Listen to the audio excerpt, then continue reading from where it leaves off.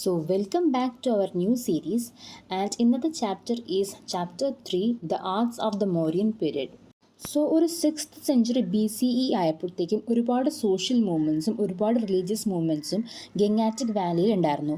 So അതിൻ്റെ different forms എന്ന് പറയുമ്പോഴത്തേക്കും ബുദ്ധിസവും ജൈനിസത്തിൻ്റെ രീതിയിലായിരുന്നു ആ ഒരു ഡിഫറെൻറ്റ് ഫോംസ് വന്നിരുന്നത്. ആൻഡ് ഈ ഒരു Buddhism Jainism were a part of Shramana tradition. So what is this Shramana tradition? And that means they emphasize on karma than rituals. അതായത് they will be practicing ahimsa and eightfold paths. And ഇവരെന്ന് പറയുമ്പോഴേക്കും they oppose the varna as well as jati system of Hindu religions. Then Mauryas, they established their power in the 3rd century BCE, and ഇവിടുത്തെ ഏറ്റവും powerful ruler was Ashoka, who was the king of the Mauryan dynasty. Then ഈ ഒരു സമയത്ത് തന്നെ there was worship of Yakshas as well as mother goddess, which were like prevalent, and multiple forms of religious worship was also existing. So ഈ ഒരു സമയത്ത് ഏറ്റവും famous religious as well as social movement was that of Buddhism. പിന്നെ ഈ സമയത്ത് yaksha worship was also very popular, and at the same time with the advent of Buddhism this was assimilated into Buddhism as well as Jainism. So this is the map showing Mauryan sites. അപ്പോൾ ഇതിനകത്തെ കുറച്ച് famous places എന്ന് പറയുമ്പോഴത്തേക്കും from the south we have this Brahmagiri, then we have this Kalinga where this Ashoka fought his war, then we have this Sanchi where we find Sanchi stupa, then we have this Buddhist places called as Lumbini, Sarnath, and we have this Patliputra, then we have this Taxila. So ഈ places ഒക്കെ അത്യാവശ്യം തന്നെ famous ആയിരുന്നു. Then we have this pillars, sculptures and rock cut architecture. So as part of Buddhist tradition, we have this construction of stupas as well as viharas. So apart from this stupas and viharas, we also have the construction of stone pillars, rock cut caves and monumental figures. So there was this erection of these pillars which were prevalent in the Achaemenid Empire. So what is this Achaemenid Empire? That is, it is the first Persian empire which was founded by Cyrus. So this Achaemenid pillars as well as Mauryan pillars, they were like different. In Mauryan pillars, they had rock-cut pillars which displayed the carver's skill, whereas this Achaemenid pillars, they were constructed in pieces by the mason. And we have this many stone pillars which were erected by Ashoka, and these were found in the North Indian part of the Mauryan Empire, and it also had many inscriptions on it. So the top portion of these pillars were carved with capital figures like bull, elephant and lion, and all these capital figures were vigorous and was standing in an abacus.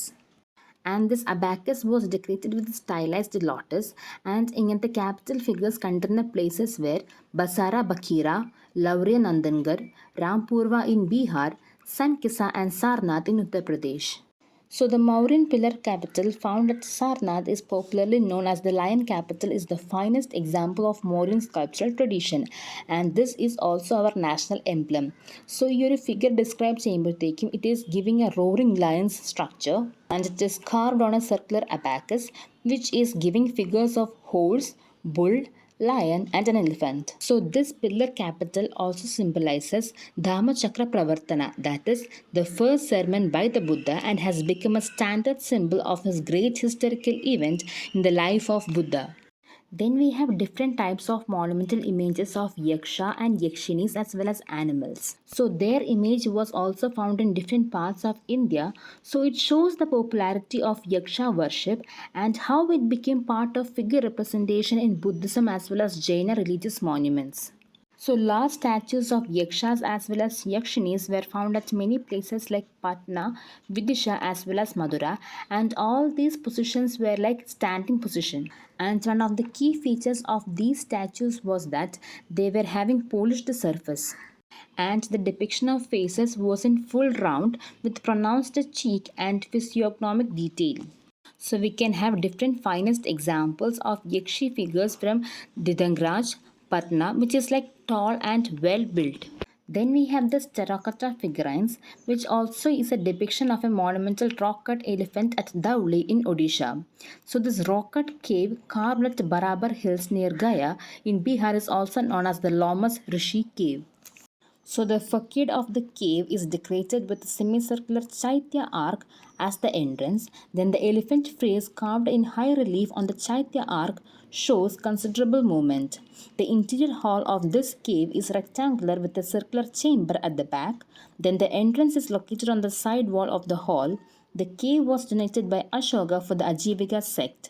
This Lomas Rishi cave is an example of this period. So, with the popularity of Buddhism and Jainism, we have many stupas and viharas which were constructed. So, some of the major places where we can find these stupas were Rajagraha, Vaishali, Vidadipa, and Pava in Bihar, and we have Kapilavastu, Alagappa, and Ramagrama in Nepal, and Kushinagar and Pipalavina in Uttar Pradesh. Then we have another example called as Bhairath in Rajasthan.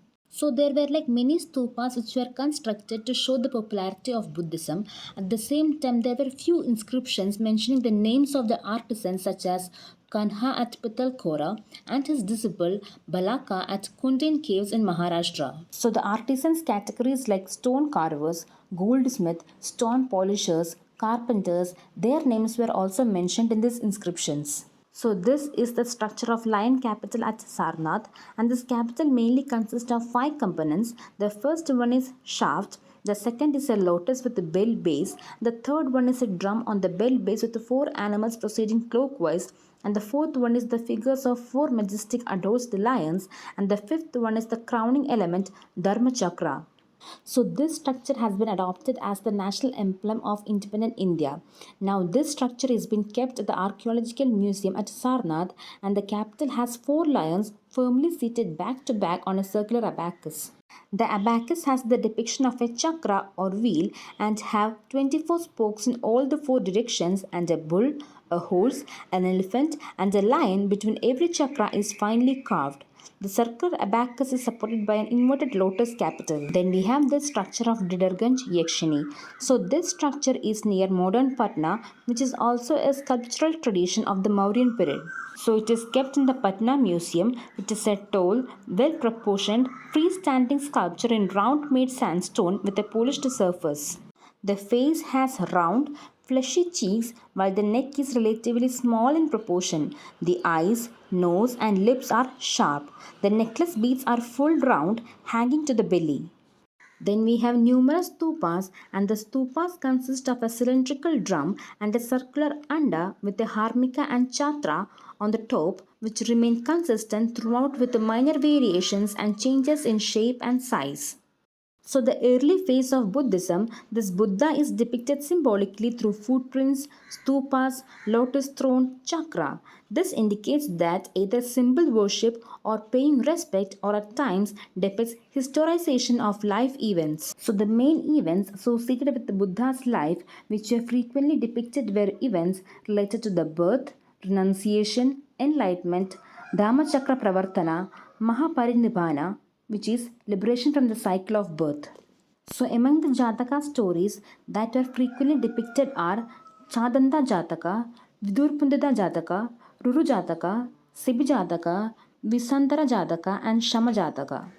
So, in short, in this Mauryan period, we had various amount of stupas, chaityas, and viharas, which were prevalent both in Buddhist as well as Jainist tradition, but was most common in Buddhist tradition. And we have many structures at that period, and among them we have the famous lion capital at Sarnath and the Yakshini statue of Patna.